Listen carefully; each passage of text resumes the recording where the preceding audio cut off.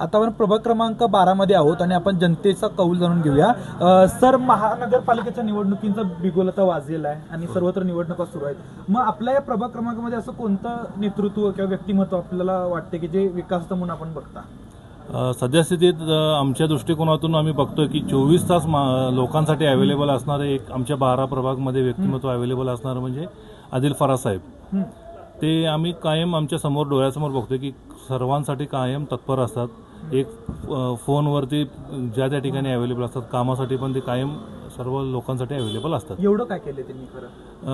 ह्या भागातला पाण्याचा प्रश्न असो, रस्त्यांचा प्रश्न असो, तुम्ही आता बाकीच्या ठिकाणचे रस्ते बघाल, इकडचे रस्ते बघा, इथली गटाराची स्वच्छता, आपल्या सर्वसामान्य नागरिकांची अपेक्षा काय असते, या मूलभूत गोष्टी म्हणजे या गोष्टींची कामं झाली पाहिजे। थोडक्यात गटारी, रस्ते, स्वच्छता, पाणी, याच गोष्टी।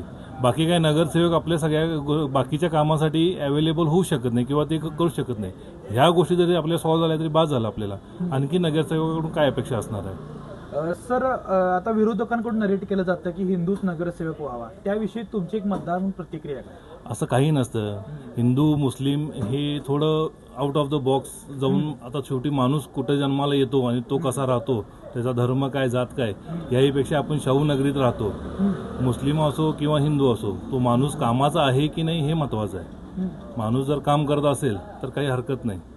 यापूर्वी काय काय कामं केली त्यांनी, काय सांगता येईल? थोडक्यात आपल्या प्रभागामध्ये 12 मध्ये रस्त्याची कामं, महालक्ष्मी मंदिरच्या आजूबाजूची रस्त्याची कामं, स्वच्छता, पुन्हा गटारीमध्ये वेळेवर डासांसाठी वगैरे जे औषध फवारणी वगैरे असते ते स्वतःहून लक्ष घालून करून घेतात। परत कोविड काळामध्ये महापुरामध्ये पाण्याची अडचण होती, टँकरने पाणी पुरवठा करणे, या पण गोष्टी त्यांनी बऱ्यापैकी केलेल्या आहेत। अजून काय अपेक्षित आपल्या मतदार म्हणून आणि काय काय विकास कामं व्हावी? विकास कामं म्हणण्यापेक्षा जसं मी आता बऱ्यापैकी बाहेर ट्रॅव्हलिंग वगैरे करतो, ते बाकीचे जे शहरं त्या मानानं प्रगत झालेले आहेत, त्या मानानं आपलं कोल्हापूर थोडंफार मागं आहे।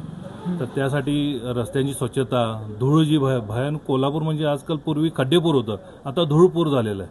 ही धूळ बऱ्या प्रमाणात कमी करणे, अशा सगळ्या गोष्टींची अपेक्षा आपण आपल्या नगरसेवकांच्याकडून करणार। नगरसेवक हे प्रशासनाच्या मागे लागून हे करून घ्यायचं असतं। आता गेली 5-6 वर्ष प्रशासन राजे होतं, त्यामुळे नगरसेवकांचा पण त्या गोष्टीवर ताबा नव्हता।